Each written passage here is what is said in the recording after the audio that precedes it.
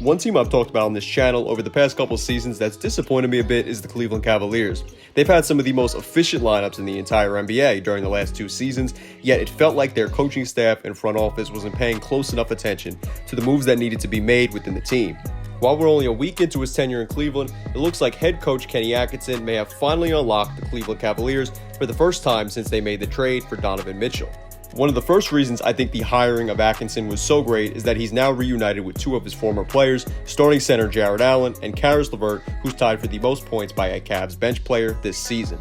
Following the reunion with Atkinson, Allen has looked great, coming in with the second highest field goal percentage in the league currently, and while LeVert's shot attempts are way down, I still think 10.8 points per game in just 21.5 minutes a night is very solid. LeVert's also averaging the most steals per game he's averaged since the 2020-21 season. Of course, we're a week into the season and it's early, but he's been locked in on the defensive side of the ball, as he's also averaging the most blocks per game that he's averaged in his entire career. Like I said though, still very early into the season.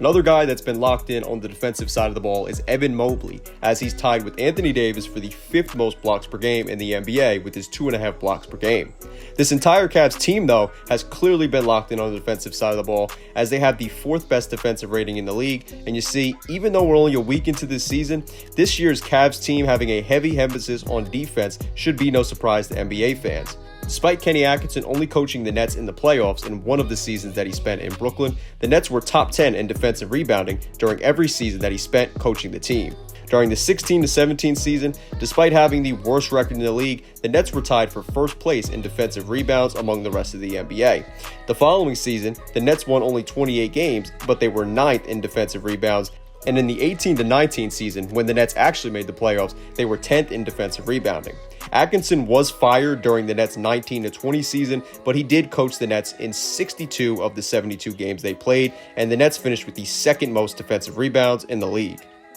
So safe to say Atkinson knows how to get the most out of his guys on the defensive side of the ball. While the Cavs are not top 10 in the league this season in terms of defensive rebounding, coming in 15th place, they have been great at preventing fast break points and points in the paint by their opponents, as they're top 10 in both of those categories. You always hear that great defense leads to great offense, and that seems to be the case with the Cavaliers this season, as they have scored the 3rd most points in the league off of turnovers, while also leading the NBA in field goal percentage, being in 2nd place for 3-point percentage, and averaging the 3rd most points per game in the league.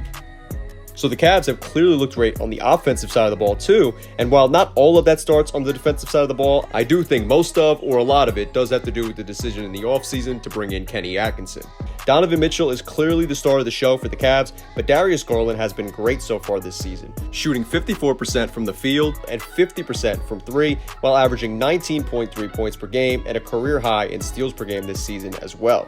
Going back to Mitchell though, while his points per game is down compared to last season, he's shooting great with a 50% field goal percentage and a 3-point percentage of 37.5%. But both Mitchell's and the Cavs' field goal attempts are actually down compared to last season. They attempted the 7th least amount of shots per game last season as a team, with 87.2 per game, compared to this season where they're attempting less with 84.8 per game so far. So you might be asking, where are they getting their points? Well, from the free throw line.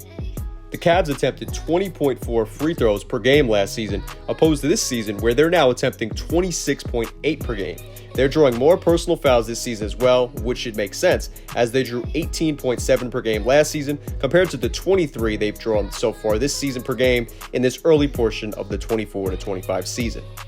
So it's safe to say the Cavs have looked great so far to start this season, but there are some areas they definitely do need to work on. We spoke on Atkinson being great at getting his teams to grab defensive rebounds, but the Cavs' rebounding in general has been pretty terrible so far, as they've averaged the 5th least amount of rebounds per game this season. While some of that also has to do with how well they've shot the ball, so there's just less attempts for offensive rebounds, they're also 15th in defensive rebounding like we showed before, so I think they can definitely improve in that area. They've averaged the 11th most assists, and they've turned the ball over the 10th least amount so far this season, which, don't get me wrong, is great to be in the top 11 of both, but those are 2 areas that if they can improve on even more, they'll be even more of a dangerous basketball team as the season goes on.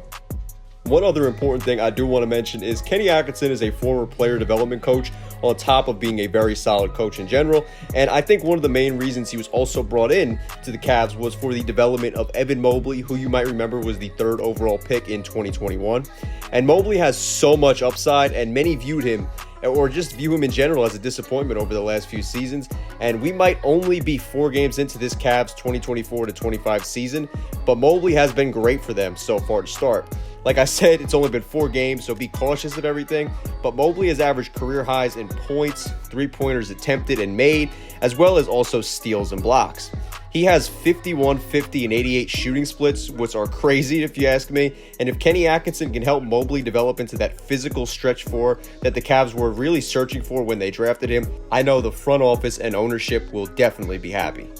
While this might just be the Cavs getting off to a hot start, and they may fizzle out as the season goes on, as they've played 3 easy teams in 3 of their 4 games played, the way they've shot the ball and defended deserves to be talked about, but with 6 straight games coming up against teams that should be in the playoff picture this season, we're going to get a legit chance to see if this Cavs team is for real or not. I want to know though in the comments what you think about the Cleveland Cavaliers, any of their players, or anything relating to the NBA down below. Of course, if you enjoyed the video, then make sure to give it a like and subscribe if you're new to the channel. Thank you guys so much for watching, and I am out. Peace.